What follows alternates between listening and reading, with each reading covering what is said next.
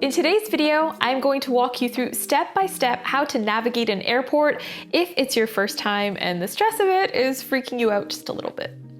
In case you're new here, hi, I'm Christina from happytowander.com, and this channel is all about practical travel tips from someone who's been there, done that. So if that sounds like your kind of thing, be sure to like and subscribe for more.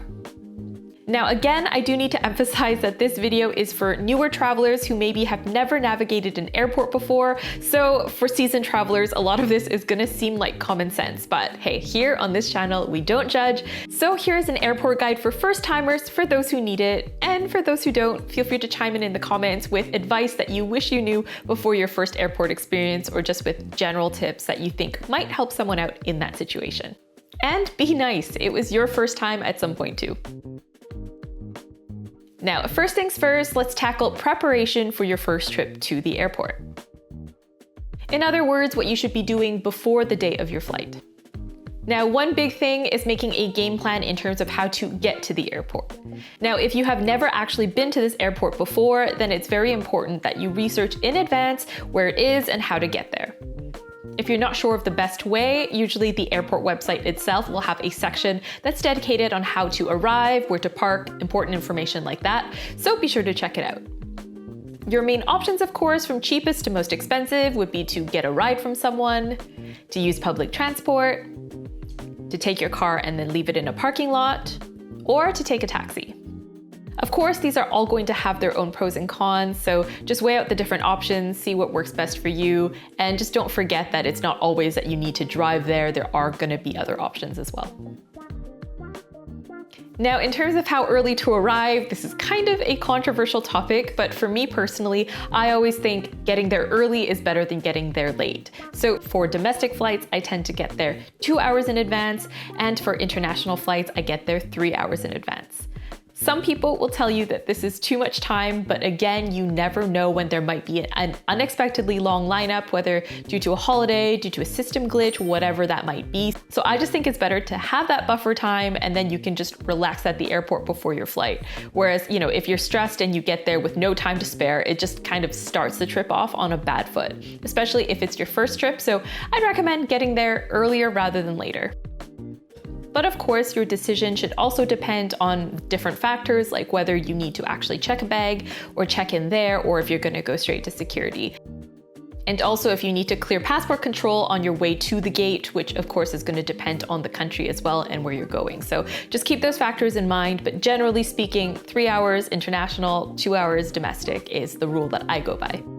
Now, when making your airport game plan, another important thing to consider is also how you're going to get from the airport on the other side to your accommodation. So I highly recommend sorting that out in advance as well, rather than trying to figure it out once you get to the other side, because A, that's going to be more expensive, and it's also going to be a lot more stressful. And depending on where you're going, oftentimes on the other side at the airport is where you're going to find a lot of taxi scams and things like that. So to me, it's better to pre-book things in advance rather than try to just figure it out once you land. Now let's tackle packing. So I'm not going to go into too much detail because I already have a lot of different videos about packing on this channel, but just generally speaking, there are two things that you do need to know. First off, with the bags that you bring to the airport, there are two distinct categories. First off, there's your checked bags, and these are the larger bags that you're going to be checking in once you get to the airport. So these are the bags that aren't coming with you on the plane. They're going to be stored, in the storage area of the plane, and you're not going to have it with you on your flight. These bags are generally included in the cost of your flight, but these days that's changing. Some cheaper airlines are becoming stingy and not including that by default. So do make sure to check on your ticket whether or not checked bags are included, and if so, how many, and also your luggage allowance in terms of weight as well. If you need more than the baggage allowance that they give you, do be sure to purchase that in advance, because it gets a lot more expensive when you try to add that on at the airport. The second type of bag are carry-on bags or cabin bags. So these are the bags that are going to be coming with you on board to the plane, and usually airlines will give you a personal item, which is a smaller item like a purse or a backpack meant to fit underneath the seat in front of you, and usually also a carry-on suitcase, which is a smaller suitcase that can fit in those bins that are above the seat. Again, airlines are getting quite stingy with this these days, so you might not necessarily get a carry-on suitcase included with your ticket, but again, that's going to depend on your airline and the ticket that you buy, so make sure you're looking on the ticket to see what's included and what you can bring. Reading the fine print can be especially important for budget airlines because often this is where they make a lot of their money, is by charging people for oversized or overweight bags, so don't get caught by that. Now, when it comes to packing your bags, do be aware that there are certain restrictions in regards to what you can put in your checked luggage and also what you can bring in your hand luggage. You can find the full list of prohibited items usually on the airline website, but a lot of it is common sense, like you're not allowed to pack poison or fireworks. Sometimes though, there are less obvious ones, like certain types of batteries, for instance, that you can't bring on your carry-on luggage. So do make sure you are looking at the list of restricted items, because they're not going to let you fly with those items if they're in the wrong bag or if they're not allowed at all.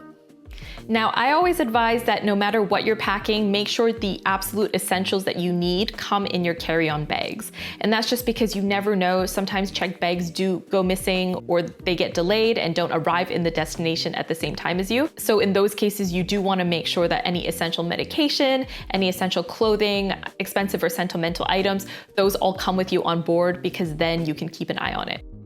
Even more specific, I highly recommend keeping those in your personal item rather than your carry-on suitcase, just because then your personal item stays with you on the plane, it's right in front of you in the seat, and the odds of that going missing or someone stealing from that is much lower than if the bag is stowed in the storage compartment above.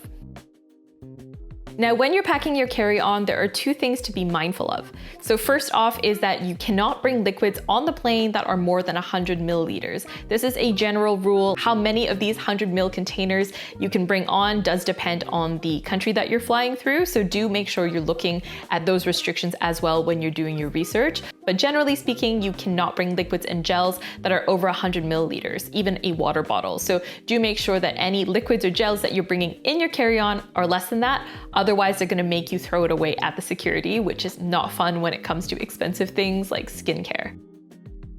And I would also bring snacks as well if you expect you're gonna get hungry before your flight, just because while airports do generally have options for food on the other side, it's typically very, very overpriced. And especially with things like snacks, it's gonna be the same chocolate bars and chips and things that you can find outside of the airport, except it's like double or triple the cost. So do make sure you're bringing your own snacks in to save a bit of money. That way I know I'm not gonna get hangry. But yes, you are allowed to bring your own snacks and food through security, so long as there's nothing that goes over that 100 milliliter liquid and gel requirement. So no tub of salad dressing or anything like that. Now let's move on to the next section, which is arriving at the airport. The most important thing to take note of when you're planning your journey to the airport is to take note of your terminal.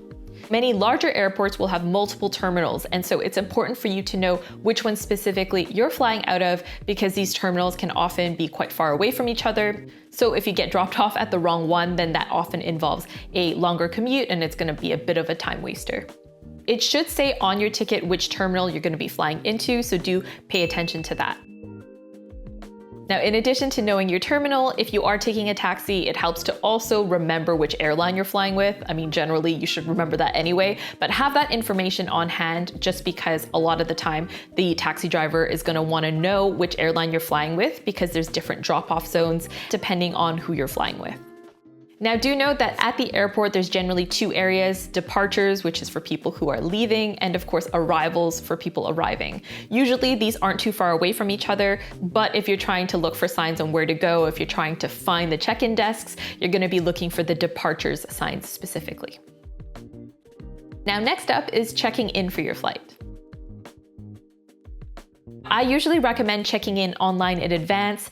Typically, this opens about 24 hours before your flight, and this really just saves you a ton of hassle. It doesn't take very much work. You just kind of, enter your information and confirm how many bags you have, things like that. And if you do this in advance, this is usually going to save you a ton of time waiting in line once you get to the airport.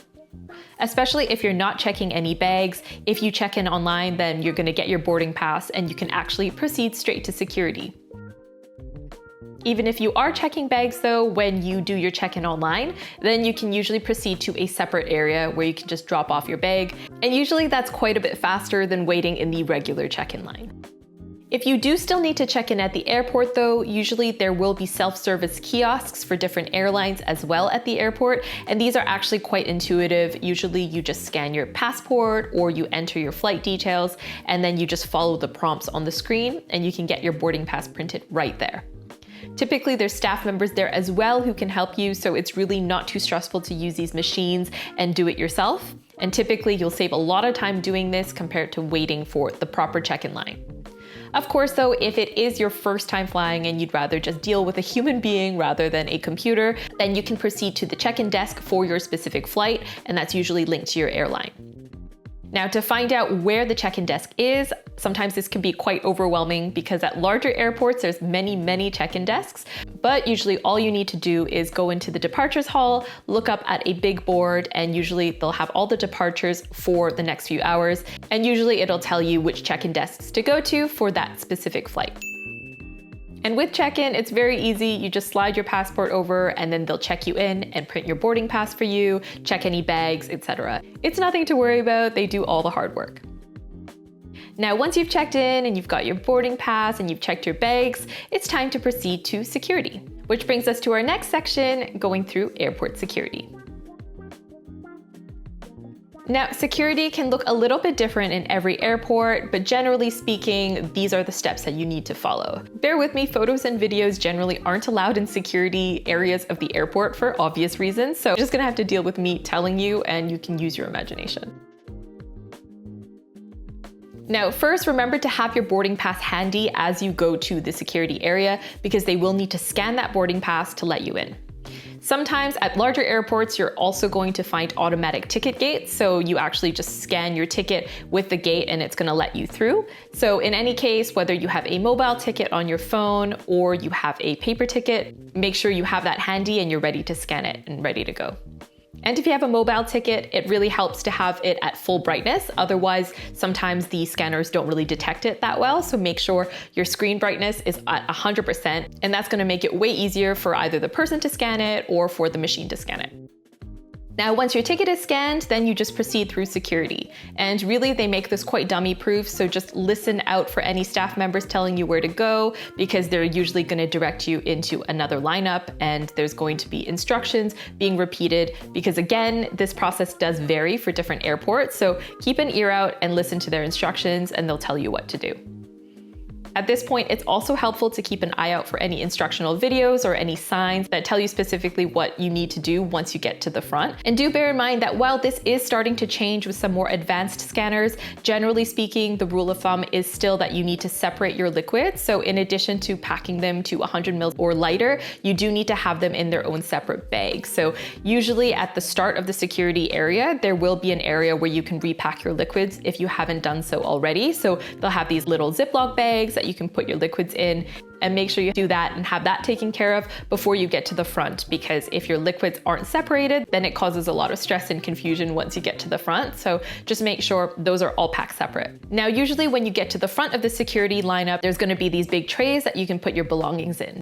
So generally speaking, everything goes in the tray apart from you and the clothes that you're wearing. So even a jacket is going to go in the tray. Sometimes bigger boots, they also ask you to put them in the tray as well. But when in doubt, just ask them. If they want you to put anything separately, they're going to tell you.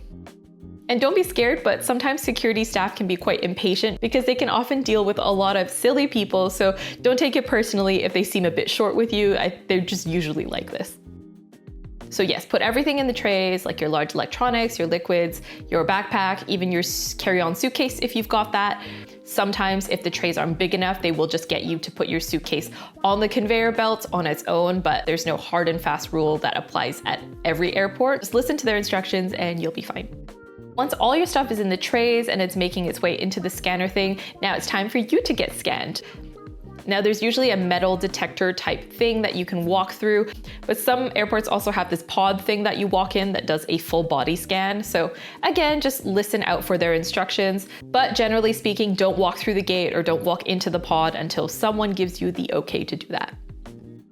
Now, once you walk through the gates, do wait until they give you the okay to continue. Sometimes if they see something on the scanner that looks a bit suspicious, they will have to do a secondary check. So often this is going to involve using like a metal detector wand, for instance, to kind of scan over the areas that were flagged in the system. Or sometimes they do have to do a body search as well, depending on what the scanners show. So do be prepared for that. Now, once you're past the metal detector screening area, then do keep an eye out for your belongings because you don't want them to get taken by anyone else. Do be aware that sometimes trays get sent for additional searching. So usually there's going to be 2 lines in the conveyor belt, one for things that are clear, things that you can take, and then the other line for additional searching. And do be aware that they do this on a tray by tray basis. So sometimes everything of yours will be fine, but then there's one tray specifically that they need to search again. So just pay attention to whether or not one of your trays has been sorted to the other side, because then you're going to have to go watch them do additional tests basically. Now, do be aware that it is considered polite to take your tray and repack it elsewhere, so don't just be repacking your bags at the end of this conveyor belt because it's going to be slowing other people down. Usually there's going to be another separate repacking area not too far from there, so just grab the tray, bring it there, and that's where you should be repacking your stuff rather than right at the end there where everyone's waiting for their trays.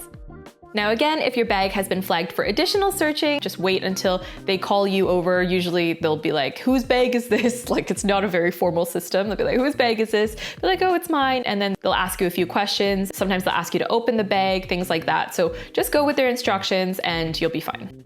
Now, once you're past security, you should continue onwards towards your gate. Usually during this point, you're going to encounter a lot of duty-free shops, which basically means tax-free shops. But to be honest with you, I don't feel like duty-free value is really there that much to the point where I recommend doing a lot of shopping there. But of course, it's up to you. Make sure to be price checking stuff though, because a lot of the time those savings that they claim that you're getting there don't actually correspond to real life savings. So keep that in mind. Now on to the next step, which is finding your gate. Oftentimes the gate for your flight will already be printed on your ticket, but if not, don't worry. All you need to do is look for one of the many screens around the airport that's going to list out the upcoming departures as well as the gate. Now, when you're looking for your gate, make sure you find a match for not just your destination, but also the flight number and departure time, because at bigger airports, there's going to be multiple flights that are going to your destination, so you don't want to get mixed up. Now, sometimes the gate number won't actually be up yet, in which case sometimes it'll say, oh, the gate will be announced at X time. So in those cases, you just kind of have to hang tight and wait for them to announce it. Don't stress too much. That just means they don't actually know where the plane is landing. And in those cases, everybody else on the plane is literally, I was gonna say in the same boat, but in the same plane. So you don't need to stress about running to your gate because everyone is gonna be finding out the gate at the same time. Now, once you know your gate, for me, because I'm paranoid, I always like to walk over to it just to make sure it exists and also have an idea of where it's gonna be. Just because with larger airports, sometimes the gate is actually quite far away. So you don't wanna be stuck in a situation where you've been in the airport for hours, but you actually need to sprint to your gate because you didn't realize just how far away it was. Now it's on to the fun part, which is waiting to board. Now beware that your boarding time, which is usually written on your ticket by the way, that's typically going to be about 40 minutes before your departure time. So don't go based off of the departure time of the plane, because if you do, by then the gate will already be closed. So make sure you're actually at the gate in advance of your boarding time, which will be written on your ticket. Now, what you can do while you're waiting for your flight is obviously going to depend on the specific airport that you're in. Generally speaking, there's going to be some shops, there's going to be some food, some restaurant options, maybe some lounges as well. So you can choose how to spend your time, but again, make sure you are back in time for that boarding time that's written on your ticket. Now, in terms of lounges, of course, lounges vary. There's some very nice ones, some not so nice ones, but generally speaking, they are a very comfortable place to wait for your flight because often there's free drinks and there's food included, and it's just kind of a more relaxing atmosphere than right by the gate, but they can be quite expensive. So if you plan to travel often, I do recommend maybe looking into credit cards that give you free lounge access. I've got one and I use my lounge access all the time, so it's completely worth it. Or if you're looking to treat yourself for something special, then consider getting a lounge pass because it is quite a nice experience. But of course, it's not mandatory. There are plenty of other places that you can get food and drink, other places that you can relax. But again, this depends on the specific airport. Now, once boarding begins at your gate, do be mindful of the fact that there's usually different boarding groups that are written on your ticket. So pay attention to when they start boarding. They're usually going to say, okay, we're now boarding groups 1 and 2 or groups 3 and 4. They're going to tell you, so don't prematurely go up there because they tend to not take kindly to that. And then once you get on the plane and you find your seat, it's time to finally relax. I'm not going to go into detail with the actual flying part, just because next week I have a full video coming out that's all about long haul flight tips, so be on the lookout for that. What we're gonna do for now though is fast forward to once you land, because of course there's still airport stuff to deal with once you get to the other side. So let's move on to arriving at your destination airport. Now, if you've flown internationally, typically you will need to clear passport control once you get to the other side. Now, sometimes the lineup for passport control can be quite long, so just add that on to your already long day and long flight.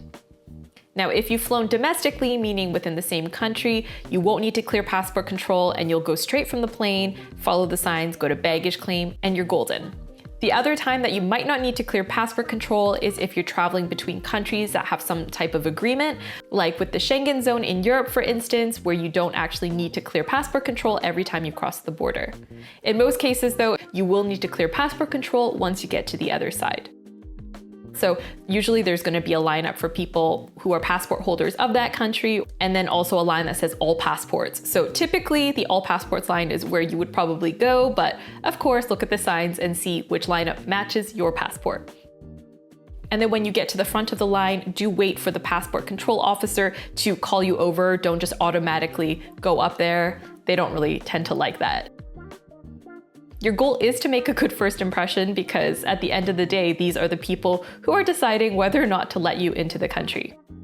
When you get to the passport control officer, you'll slide over your passport and they'll take a look at it, compare your photo, make sure you're the person from the documents. But I should stress that they're doing way more than just checking if your documents are valid. A big thing that they're going to look out for is whether or not you're there for the purpose that you state, whether that's tourism, business, or otherwise, which is why sometimes they'll be asking you certain questions like how long you plan to be there, what the purpose of your stay is, where you're going to be staying, if you're meeting any friends on the other side, things like that. A lot of the time, they'll also ask you what your plans for your trip are gonna be. If you have nothing to hide, generally you'll be fine, but it does help to have the answers offhand, especially, for instance, if you don't know the address of your hotel. Sometimes they will ask that, and sometimes they will ask for proof that you have a ticket out of the country as well.